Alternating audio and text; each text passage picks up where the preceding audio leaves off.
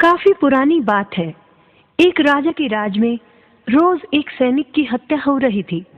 हत्या भी कहीं युद्ध में नहीं, बल्कि राजमहल में हो रही थी। राजा चिंतित हो उठा।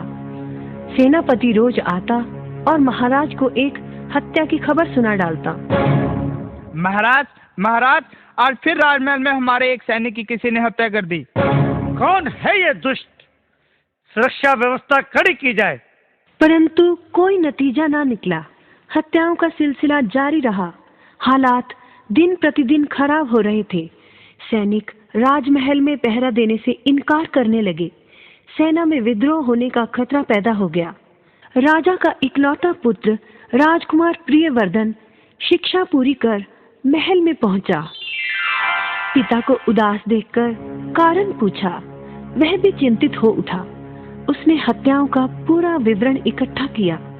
उसे जानकर आश्चर्य हुआ कि हत्या सिर्फ उसी सैनिक की होती थी जो अकेला पहरा दे रहा होता था। इसका मतलब साफ था कि जो कोई भी हत्यारा था वो इकट्ठे सैनिकों का सामना करना नहीं चाहता था। राजकुमार ने सैनिकों को आज्ञा दी, अकेले कहीं खड़े ना हो, 5-5 सैनिक इकट्ठे पहरा दें। जो आज्ञा छोड़े महाराज। परिणाम सुखद निकला। कई दिन बीत गए, किसी सैनिक की हत्या ना हुई।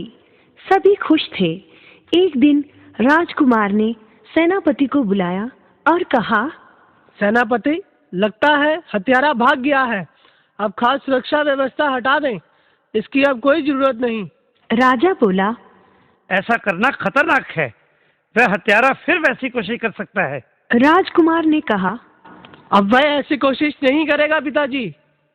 क्षणिक सफलता पर गर्व करना उचित नहीं बेटे। अगर आपको यकीन नहीं तो ऐसा करें कि बुर्ज पर सिर्फ एक सैनिक को अकेले पहरा देने को कहें। राजकुमार की आज्ञानुसार व्यवस्था कर दी गई। सेनापति सुरक्षा व्यवस्था खुद देखने गए।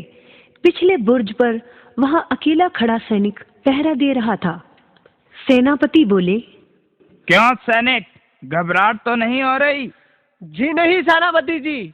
शाबाश।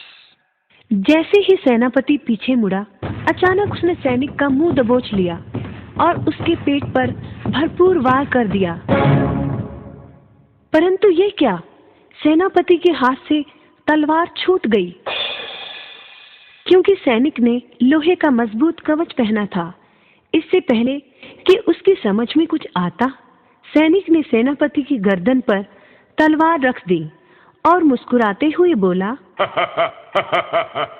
क्यों सेनापति जी, लगता है आपने पहचाना नहीं मुझे। राजकुमार, आप?